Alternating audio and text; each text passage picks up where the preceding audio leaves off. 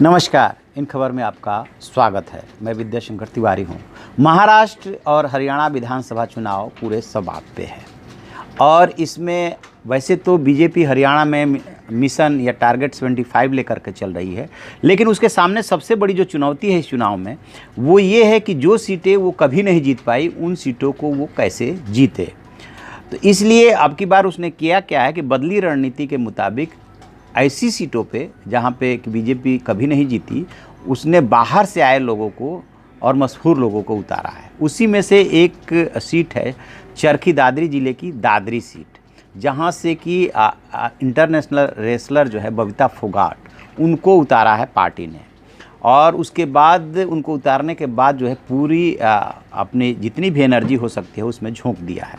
प्रधानमंत्री नरेंद्र मोदी खुद यहाँ पे जो है पहुँच रहे हैं 15 अक्टूबर को, और उसको लेकर के विपक्षी सवाल उठा रहे हैं कि यहाँ पे 2 विधानसभा की सीटें हैं और इतनी छोटी सी जगह पे प्रधानमंत्री नरेंद्र मोदी को क्यों आने की ज़रूरत पड़ रही है।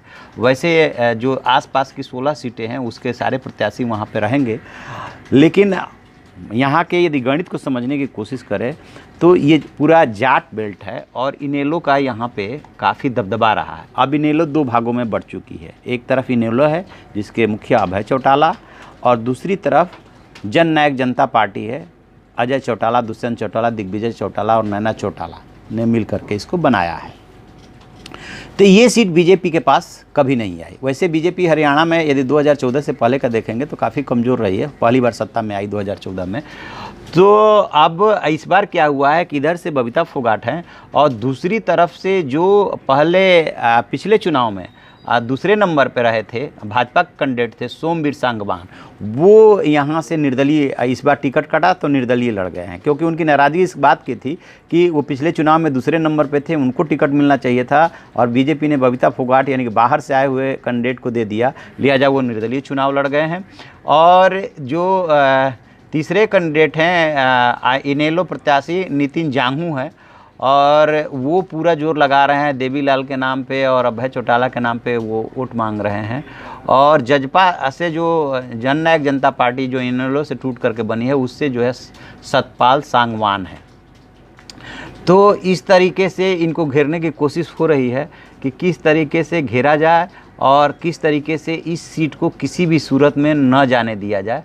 कांग्रेस ने भी यहाँ पे काफ़ी दम लगाया। वैसे देखेंगे तो ये जाट बेल्ट होने के साथ साथ यहाँ पे 2 ही गोत्र हैं जो काफ़ी दबदबा रखते हैं, वो हैं फोगाट और सांगवान। तो फोगाट तो खुद बबीता फोगाट हो गई, इन पे बाहरी होने का आरोप लग रहा है। और सांगवान का भी चूँकि पिछली बार जो है सोमवीर सांगवान को बीजेपी ने उतारा था, तो इस तरीके से जाटों में के ही 2 गोत्रों में यहाँ पे भिड़ंत होता हुआ सा दिख रहा है। हरियाणा में वैसे जाट 27% के आसपास है, लेकिन यहाँ पे ज़्यादा हैं। और जो पीएम मोदी आ रहे हैं ये 2 ही जीतने का 2 ही आधार है। बीजेपी को ऐसा लग रहा है कि चूंकि पिछले चुनाव में दूसरे नंबर पर रहे थे, इसलिए इस बार पूरी संभावना है बबीता फोगाट चूँकि बड़ा नाम है, सब लोग जानते हैं, हरियाणा से बाहर भी उनको लोग जानते हैं, तो इसका उन्हें फ़ायदा मिलेगा। और जब प्रधानमंत्री नरेंद्र मोदी आ रहे हैं निश्चित रूप से वो भी साधने की कोशिश करेंगे। और बीजेपी ने इस सीट पे अपनी पूरी प्रतिष्ठा लगाई है कि किसी तरह से चरखी दादरी की इस सीट को जो है निकालना है। तब ये देखते हैं कि अभी तक जो बाहरी होने का आरोप है या ये आरोप है कि हमने क्षेत्र में रह करके ज़्यादा काम किया, इधर से काम नहीं हुआ। दूसरी तरफ से जो जजपा है वो भी दम लगा रही है, क्योंकि माना ये जा रहा है कि जितना इनेलो कमज़ोर हो रही है उधर से जजपा मजबूत हो रही है। दुष्यंत चौटाला चूँकि उसको लीड कर रहे हैं और उनकी डायनामिक यंग लीडर के रूप में गिनती होती है, तो लड़ाई इधर मानी जा रही है। अब चूँकि वो जो तीसरे कैंडिडेट जो निर्दलीय लड़ रहे हैं सोमवीर सांगवान, वो यदि बीजेपी का वोट काटते हैं, क्योंकि अब की बार बीजेपी का बैनर उनके पास नहीं है, झंडा उनके पास नहीं है, यदि वो बीजेपी को ज़्यादा नुकसान करने में कामयाब रहे क्योंकि वो सांगवान गोत्र से है, तो फिर बबीता फोगाट की ये सीट फंस सकती है। और यदि वो ज़्यादा वोट नहीं ले पाए तो फिर बबीता फोगाट यहाँ से सीट जीत करके और रिकॉर्ड बना सकती है, क्योंकि बीजेपी के पास कभी ये सीट रही नहीं। देखते हैं क्या होता है। जो भी अपडेट होगा हम आपको अपडेट कराएंगे। आप देखते रहिए हमारा डिजिटल चैनल इन खबर। Thank you. इन खबर चैनल को सब्सक्राइब करें और बेल आइकन दबाना ना भूलें।